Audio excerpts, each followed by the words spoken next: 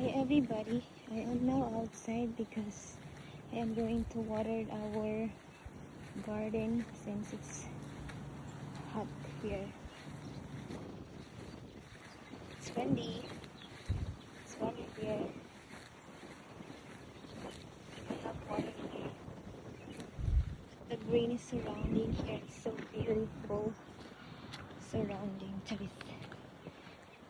So didiligan ko ang tanong, may nagawa din tubig kay kakulog nagdiligyab ako. So this water is not hot. Kay kakulog sa hapot, so not that bad.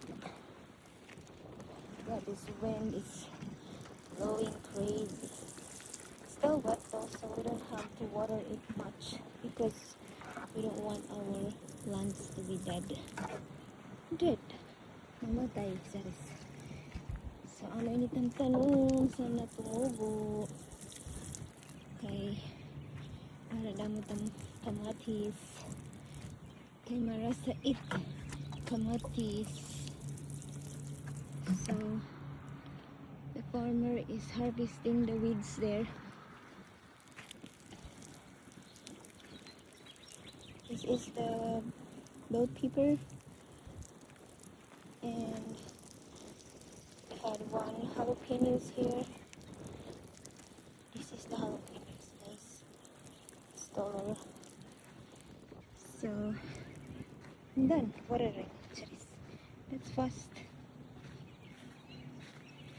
Fast though. So, these are our asparagus plants here. So, maulang to guys. Thank you so much for watching. My hair is messy. Don't forget to like and subscribe, Charlotte. Subscribe our channel together, Nathan and Anna Incredible Journey. And my channel, Anna's Life Official. Thank you so much everyone. Bye.